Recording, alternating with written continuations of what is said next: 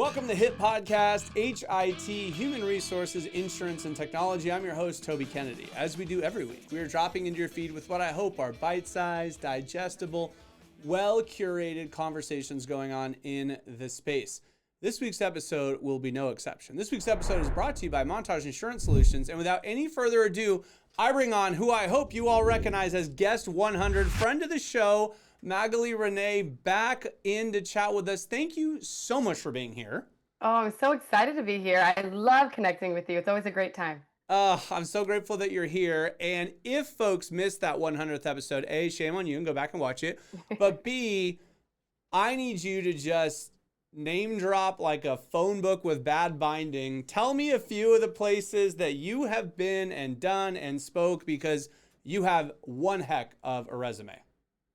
Thank you so much. I love that. I love hearing that. It always boosts my ego. But I've done like a lot of different types of work, all in the field of compassionate leadership and confidence building, conflict resolution. Those are my areas of expertise. Also reinvention. So lately, I've been getting a lot more interest in the topic of change and transformation and change management, and making sure that people are ready for the change, that they can navigate the change, that they're not freaking out, right? Because so many things in this world are changing. And the companies I've done it for, I mean, I've been into Montage to see you and your team, and that was awesome. I have worked with advertising agencies, pharmaceutical companies. I did a big talk the year before last at, at Goldman Sachs. I've worked with Citi. Some pretty big names, some interesting some TV spots. Clients. What did you say? Some television spots. Definitely. I forgot about that too. GMA, Good Morning America. That was amazing. ABC, NBC, CBS. I've done a lot of television. Yeah. And now I lovingly follow you on social media. It's a lot of keynote speaking these days, which I think is super, super cool. So all the aforementioned would love to get into with you, and just love to kind of pick your brain. And you're always so generous with your knowledge. You have such a really lovely kind of angle on things that I think just spending a minute kind of hearing you and absorbing it, and hopefully going about our day and, getting ourselves be that little bit better professional. That's the promise of the show, right? Going out and finding folks. So talk to me a little bit, if you don't mind. Should we start on some of the change topic? Sure. We could talk about transformation and just really what it takes to navigate change. What I think is really interesting is that we think that change is apart from us, right? And we think we need to adapt to the changes. Yes, we do, but it starts with becoming the change. Yeah. So we become the kind of person that is so flexible, so open, so agile, so ready to shift at any moment, that we go where we need to go. So when we're met with change, we're not freaking out and trying to figure out how do we fit into it. Yeah. We are basically the types of people that naturally can hold space and shift and go where needed when things get challenging or when things change, if that makes sense. It makes a ton of sense. Do you think that's a skill, and B, do you think it's measurable and improvable? I absolutely think it's a skill. It can be something for many people that is natural, right? Some of us are not born rigid. We kind of go with the flow, and we can move and change, and it's fine. Some of us are even eager for change. I'm not one of those people. I don't know about you, but I am type A, and I like things to be in my control. Yeah. And much of life, as we know, lifes.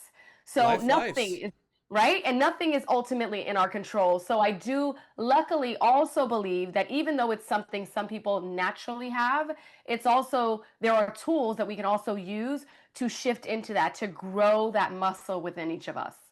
It reminds me of that book, Who Moved My Cheese? And I think the reason it's so well read, it's like 15 pages or something. So it's a really quick read. It's almost like a little parable. But long story, spoiler alert if you haven't read it. It's like, the cheese is always in one place, and then they move it to a different spot, and there's like 3 different mice. I haven't read this book in a million years, or the parable in a million years, but it's like... Yeah, there were like 4 different mice or something. Yeah, he keeps going back to the same spot. And he's like, well, my cheese used to be here because it's, inflexible. And another one's like, oh, I guess the cheese is over here now. And he gets to eat, right? And I think that's kind of the point of the story is, in life, people might move your cheese, change might happen to you, and if you you don't adapt properly, you not only won't thrive, which is a possibility to thrive in change, you'll go the other direction.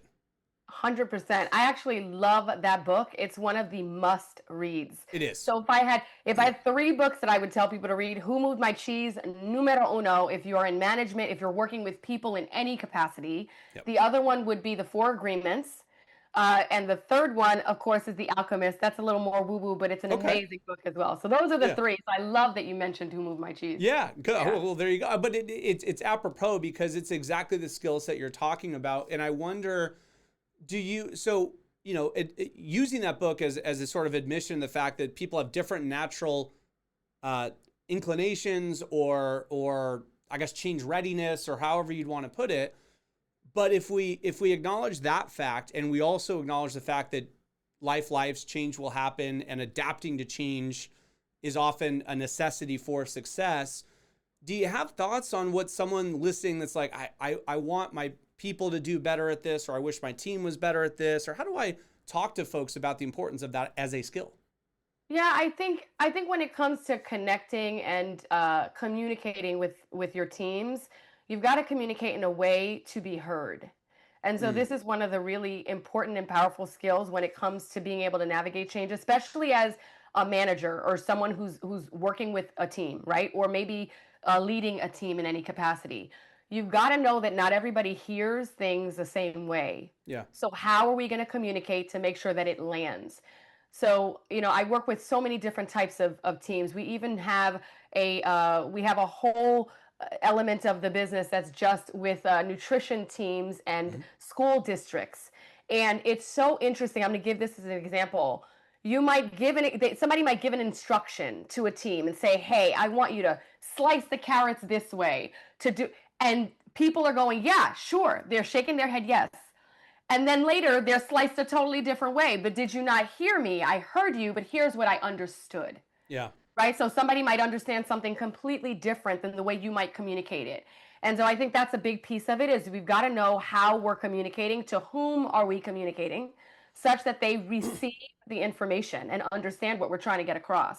Yeah, So I that's recently did an episode with a fella named Scott Walker, who is a kidnap and ransom hostage negotiator, and whoa. talked about how you need to speak to someone, especially when the stakes get that high, in ways that they listen. And he was saying, like, sometimes people will almost come and be like, well, isn't it a little Machiavellian of you or a little manipulative to try to change the way you talk, this, that, third? He's like, no, no, no. It's because I'm trying to get my message from my brain to my words, to your ears, into your brain. And if you will listen or hear it differently, it's no different than I don't parent my two kids the same because they're not going to 100%. hear it the same. And I want for both of their success and love both of them dearly and as much as one could love a human being. But that doesn't mean I communicate to the two of them the same. I mean, it's interesting because is it Machiavellian? Of course, it absolutely is. I always say use it for good and not evil, Right. right? There's effective and there's ineffective. We've got to learn. It's a skill and a tool every leader has to have is how do we communicate and be heard and how do we influence? So it's not only so that's the first level is how do I communicate? How do I make sure that I'm understood? And then there is how do I guide and influence? And these are skills that we have to have if we're going to be in leadership, you know? We just And make sure to use it for good.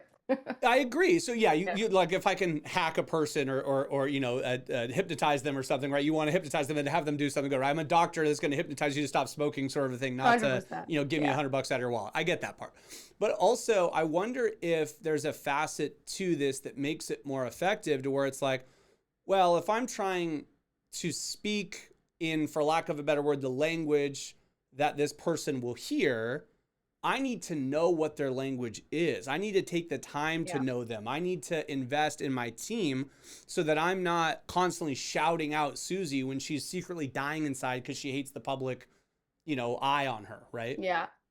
It's interesting because a big part of that is also understanding personality types. Yeah. And if you're in leadership and you are listening to this, then make sure, if you don't already, have a sense of personality types and styles. It's so valuable. So if you're in leadership, you've got to not only understand people's personalities, but understanding people's personalities will actually support you Yeah. in knowing how to communicate with them. So for me, for instance, I am in the DISC personality styles. I'm a dominant, and I think the I is maybe inspirational. I'm not remembering exactly. But I basically need either to know what the outcome is going to be. I don't care about the details. I want to know what is the outcome that we want. Will we win? If you get me to do this thing, are we going to win together? Yeah. And what is the why behind it? But there are other people who need to hear, how are you doing? Yes. Before they hear what the task is you need them to do. And those two people marry each other. No, I'm just kidding. Oftentimes they do, and then they can't understand why they don't communicate, right? Yeah. But yeah, that's the big thing. So it's very empowering, and it is a tool that you can use for good and for the effectiveness of your goals in the workplace for sure. Well, I know you're doing a lot of keynote speaking, and we've talked a little bit about one of the spots that you are often asked to opine on. Is there something else you've been talking about, other topics that we can kind of pick your brain on while we have you? Yeah, for sure. So the topics that I'm passionate about everything I talk about, but one of them, of course, right now, reinvention and change is what people have me coming in for. But what has always been steady has been, how do we communicate and lead in effective ways, but also learn how to connect with people at the same time? How are we compassionate? So that doesn't mean how do we enable, how do we let people get away with things, how do we not hold others accountable, hold ourselves accountable. It's really, how are we effective, but also empowering. So that's one of those topics, is compassionate leadership. The other is confidence building. And then one of my favorites is anything that has to do with conflict resolution. Yeah. Because I love talking about that. How do we move through conflict and challenges with people? Well, you will give me some of the nuggets that I mean, if you've spoken on it and dived so deep and have such a passion for it, I'd love for you to give away some secret sauce. Yeah, there are so many frameworks we have. They're easy, they're digestible. I will definitely give you a piece of one of them. So one for compassionate communication is one of the things that I often talk about. And there is a four-step framework, but the first step of the framework is very interesting because people miss this so often. Actually, the first two steps I'll give you guys. The first is set an intention. People often go into a conversation thinking, well, this is the outcome I want, but they actually haven't been introspective. They haven't paused to really know if what they're about to communicate is going to get them the outcome they want, because they're not actually connected to it. In other words, if there's a problem, they might be thinking, I want to just get this problem resolved. That might be the easiest thing they're thinking. But really, if they really sit and be with it, some people go into the conversation, and what they really want is to make someone wrong. What they might really want is to be right. What they might really want is to prove someone wrong. What they might really want is to cover their, CYA. That might be what they really want. Are we getting at a little bit of the adage, keep it, instead of me versus you, us versus the problem? Us versus the problem, and also setting that intention in the beginning with yourself before you even begin the conversation. And then the second step of that is to set the context. So setting the intention is you with you. Then you walk in there and you're like, okay, my real intention is to resolve the issue. So I'm not going to get stuck in who's right or wrong. I'm not going to get stuck in needing to cover my CYA or whatever that is. I'm not going to get stuck in those places. You could probably say ass. I don't know if anyone polices this show. I mean, I don't know. I get so weird about cursing on shows. Depends on what kind of show this is. Yeah. Anyway. Here's what I'm gonna do. I'm gonna superimpose a bleep on top of it that's gonna make it sound like you swore, and now I'm gonna get you in trouble. That's teasing. Go ahead. That's excellent. So, you don't want to get stuck in those things. Instead, you want to be clear on your intention. Then you don't just go into the problem discussing what the issue is. You actually say to the person at the very beginning of this conversation, here is my intention for this conversation. People miss this so often, and this is how we get caught up and in the minutia of things, right? We get stuck in it. All of a sudden we're in an argument instead of working on solving this problem, because we never articulated. I'm sharing this feedback with you, for instance. I'm sharing this feedback with you because I really want to make sure we win together. I want to make sure our team is set. I want to make sure you understand. I want to make sure you're set up to win. That's saying the context first, before you get into the conversation. So these are some of the frameworks that I talk about, and I love those two things. If you do just one of those two, you're going to be in better shape for difficult conversations than you would be if you didn't do it. I completely concur. And as you're talking about some of the things that you talk about, if folks wanted to get more information, how do people get a hold of you? How do people find you? How do people reach out? I mean, you can certainly email me. You know, you can email assistant@magalierené.com, or you can find me at Workplace Catalyst on Instagram. That's Workplace and then Catalyst on Instagram, or Magalie_René. That's MAGALIE_RENE on Instagram. Most of my personal Instagram is more on confidence building and reinventing yourself. But Workplace Catalyst is where you'll find most of our corporate work. Yeah, I love that. Anything else you'd like to touch on before we get out? I know it's like when we keep these digestible and bite-sized, it just flies by, and I could talk to you all day.